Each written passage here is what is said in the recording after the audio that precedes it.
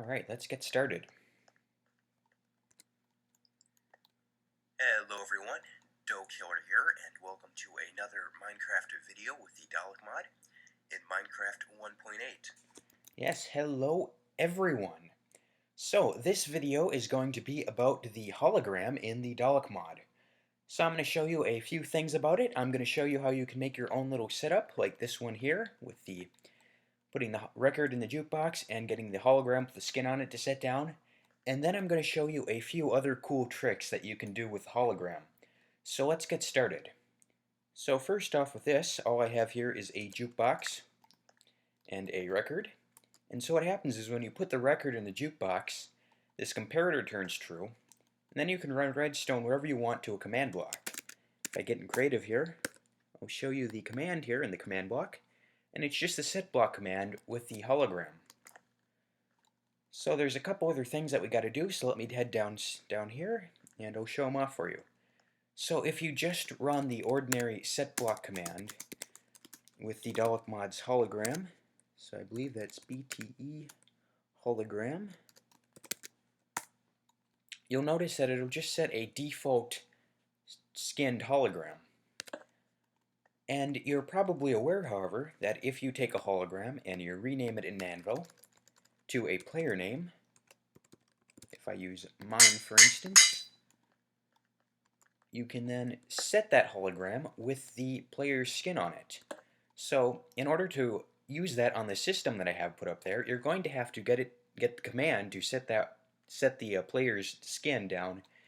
What am I trying to say to? You're going to have to use the command to get the hologram to set with the player's skin on it.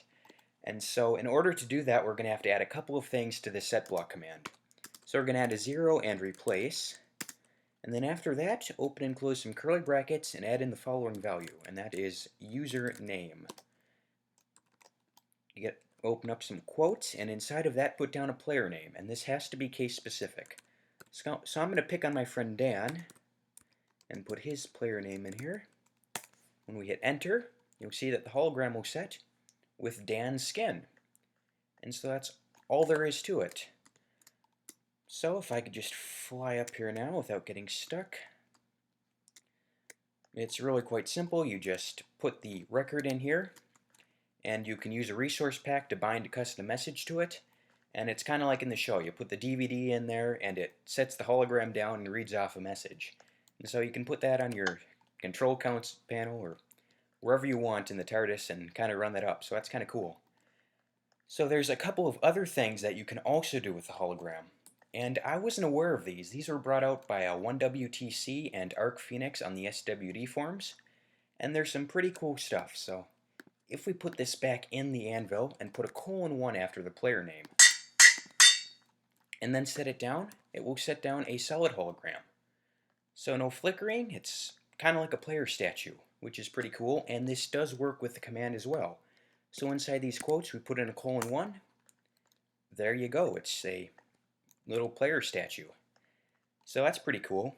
And the last thing I wanted to show off is that you can also scale this. So in the command, if you put in a comma and put in the value scale, and then let's say 0.5f,